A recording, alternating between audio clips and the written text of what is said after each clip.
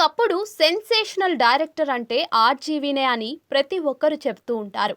గతంలో శివ, రంగీలా, సర్కార్ వంటి సినిమాలు కేర్ ఆఫ్ అడ్రస్లుగా నిలిచాయి. అలాంటి ఆర్జీవీ ఇప్పుడు మాత్రం తనకి ఇష్టం వచ్చినట్లుగా సినిమాలు చేసుకుంటూ ఉన్నారు. కానీ ఆర్జీవీని ఇన్స్పిరేషన్గా తీసుకుని ఎంతో మంది సినీ పరిశ్రమలోకి డైరెక్టర్లు అవ్వాలని వచ్చారు. ప్రస్తుతం ఆర్జీవీ నుంచి సినిమాలు వస్తున్నా కూడా ఎవరు పట్టించుకోవడం లేదు. మినిమం కలెక్షన్స్ కూడా రావని కమెంట్స్ వస్తున్నాయి. ఆయన సినిమా అసలు థియేటర్లోకి ఎప్పుడు వచ్చిందో ఎప్పుడు వెళ్ళిందో తెలియని పరిస్థితి నెలకొంది. అయినా కూడా ఇప్పటికీ చాలా మంది ఆర్జీవీ అభిమానులు ఉన్నారు. సినీ పరిశ్రమలో కూడా చాలా మంది టెక్నీషియన్స్ ఆర్జీవీ దాసులే. అందులో డైరెక్టర్ సందీప్ రెడ్డి వంగ ఒకరు.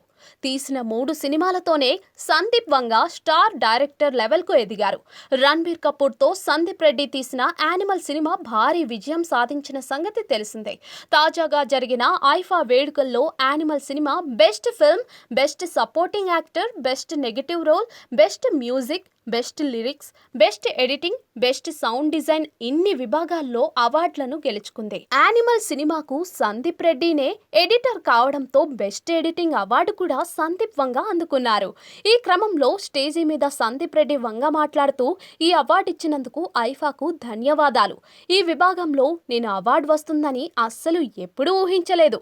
డైరెక్టర్, నిర్మాత, రైటర్ ఇవన్నీ కాకుండా ఎడిటింగ్లో వచ్చినందుకు సంతోషంగా ఉంది. చాలా రేర్ అవార్డు ఇది. ఈ సందర్భంగా నేను ఒకటి చెప్పాలి. నేను ఎడిటింగ్ కేవలం ఆర్జీవీ సార్ సినిమాలు చూస్తూ నేర్చుకున్నాను.